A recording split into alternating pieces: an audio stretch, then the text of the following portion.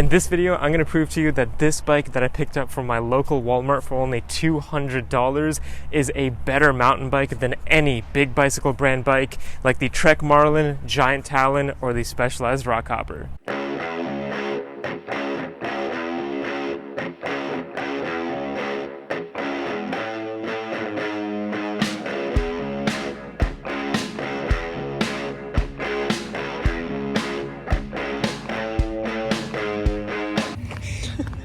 Hello everyone and welcome back to the channel. My name is Lollipop and this is the Kent Trouvaille, and it's a bike commonly found at Walmart, meaning it's a lot more affordable than bikes from big bicycle brands like Trek, Specialized, and Giant. Now before you click away, normally bikes from Walmart are a lot cheaper than bikes from brands like Trek or Specialized.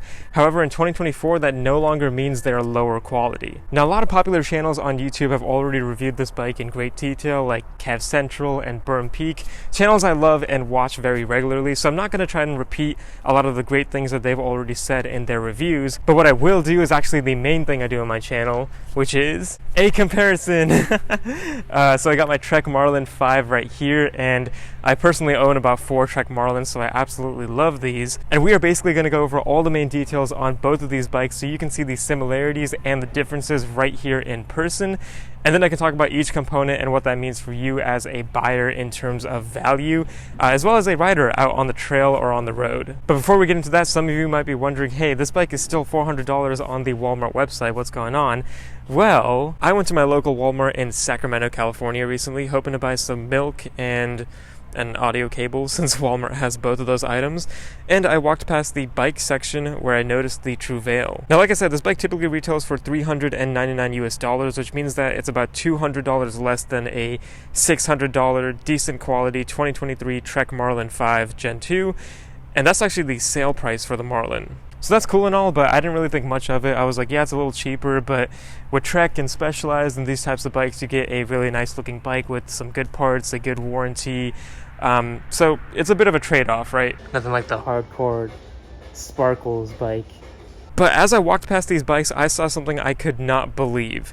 This bike is currently on sale for $199 US, literally half price, and that is the most ridiculous sale I've ever seen on a bike product in my entire life. This deal was so good that I had to buy the bike immediately so I could see for myself just how good this bike is compared to the Marlins I've been riding for the past 3 years. But jumping into the comparison, the first thing we actually have to start off with is the process of purchasing each bike. Part of the reason the Trek Marlin costs so much more is because you can only buy a Trek Marlin at an authorized Trek dealer bike shop, where the bike is assembled professionally by service technicians and everything is checked over. You can also test ride the bike, get a free service at some shops, and try out a lot more bikes and bike accessories. At Walmart, it's like buying anything else at a department store. You go inside, you pick up the item, you take it to the register, or in my case, have an employee take it to the register for you, and you purchase it in the checkout line like you're buying any of your other groceries. Kind of a weird feeling to buy a bike this way, but it's pretty simple.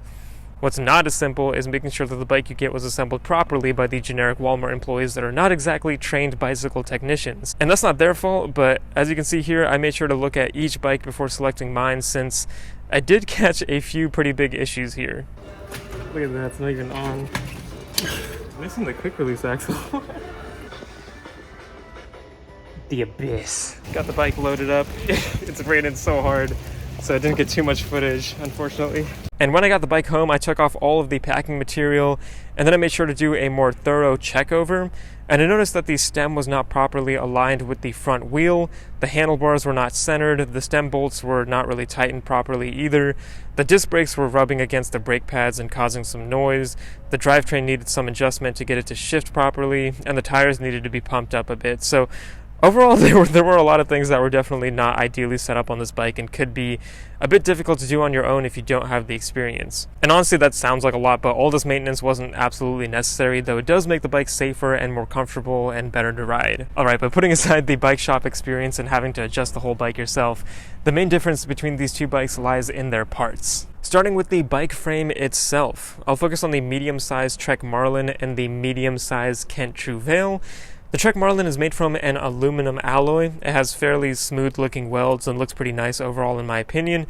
It has internal cable routing, mounts for a rear rack and kickstand, and of course the Marlin logo. For the Trouvaille, this frame actually has all of those same features, but on top of that, it actually comes with a nice kickstand to prop up your bike so you don't have to buy that separately. And it has an extra feature, which is a hole in the back of the seat tube here, and that allows you to install an internally routed dropper seat post, which for those of you that don't know is a type of seat post that can move up and down via the push of a lever on the handlebar, and that is a huge upgrade for mountain bikes since it allows you to get lower on the bike for better balancing while riding on some rough stuff. The Trek Marlin Gen 2 bikes do not have this option. Additionally, the Trouvaille has a tapered head tube, which is also insane for a bike that cost me $200. The cheapest bike you can get from Trek with a tapered head tube is about $1,200 US.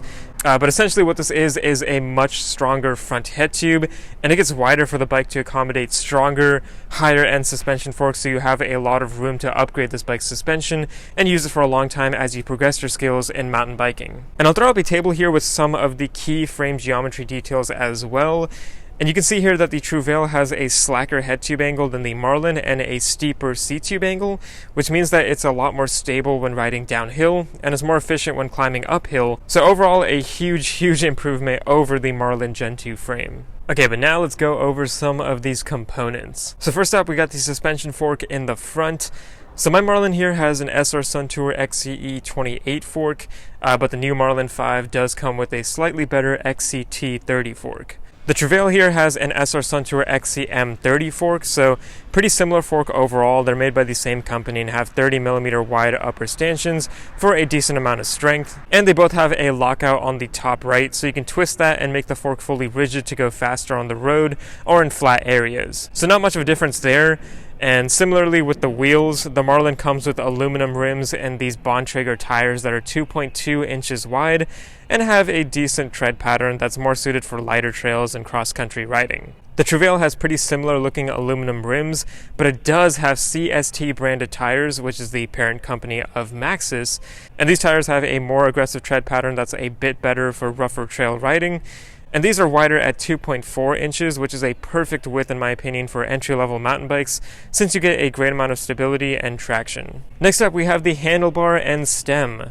These are pretty similar for both bikes, but I will mention that the Trouvaille has a shorter stem than the Marlin by 10 to 20 millimeters, which means that the Trouvaille has a more upright seating position that is better for trail riding, since you are not as leaned forward.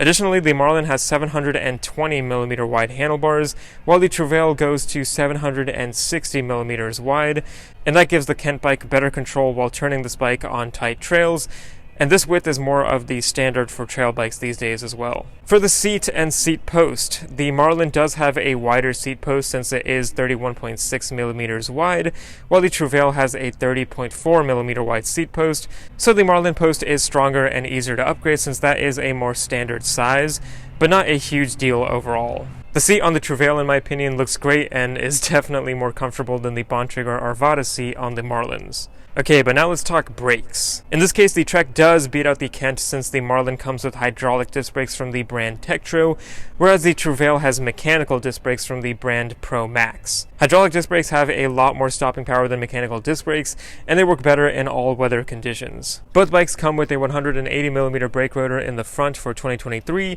and a 160mm rotor in the rear, so no difference there. I will mention though that the Trek Marlin 4 that currently costs $500 does come with mechanical disc brakes, but that bike is much less common to find in a bike shop, so that's why I'm comparing the Marlin 5. And finally, let's go over the drivetrains. The Marlin for 2023 comes with a mainly Shimano Altus level drivetrain that has 2 gears in the front crankset and 8 gears in the rear cassette for a total of 16 speeds to choose from while riding. This is a decent drivetrain that works great for road riding and commuting, but it does tend to malfunction a little bit more while mountain biking. The Trouvaille instead has a mainly Microshift brand drivetrain that has 1 gear in the front and 9 gears in the cassette for a total of 9 speeds. This drivetrain is nicer since having only 1 gear in the front is pretty much the standard for mountain bikes these days, since that removes the front derailleur, which is a part that can malfunction often on the trail. And a 9-speed drivetrain is completely fine for beginner riders on the trail and road. Sure, the Marlin has more options and speeds, but that also makes it heavier and more susceptible to malfunctioning and requiring more maintenance. On top of that, the Trouvaille's drivetrain is pretty similar to the drivetrain you get on the brand new 2024 Trek Marlin 5 Gen 3 bike, which is about $700, so more than 3 times the amount I paid for the Kent Trouvaille. And lastly, I do want to mention the weight of each bike. So the Trek Marlin in its size medium weighs around 31 pounds, while the Kent Trouvaille actually does weigh a little bit more at about 33 pounds. So you don't really get too much weight savings with that drivetrain, I guess. So as you can clearly tell, the Trouvaille has an insane amount of great features compared to a bike like the Trek Marlin, and also the Specialized Rockhopper and Giant Talon bikes have similar measurements and parts to the Trek, so really this Kent bike beats out all 3 of those other bikes at a much more affordable price. I'm not going to say that the Kent will always beat out the Trek. You might like the look of the Marlin better and prefer the quality and the legacy behind Trek's name and brand and all the research and development they put into this bike and getting their warranty and their level of service, but honestly, I would much rather save money, get a cheaper bike to start out and upgrade parts as needed, or just upgrade the entire bike in the future since I saved that much money and can kind of learn on this bike and get what I really want in the future if it's not this bike. But even then, upgrading this Kent bike would be way easier and quicker than upgrading the Trek Marlin, since you have more features already like the tapered head tube, internal dropper routing, 1x drivetrain, and most of the parts on this bike don't even need to be upgraded at all in order to have a good riding experience on this bike. It's completely up to you what you feel like is a better bike for you. Both of these bikes are going to be great on the road and on the trail, so you can't really go wrong.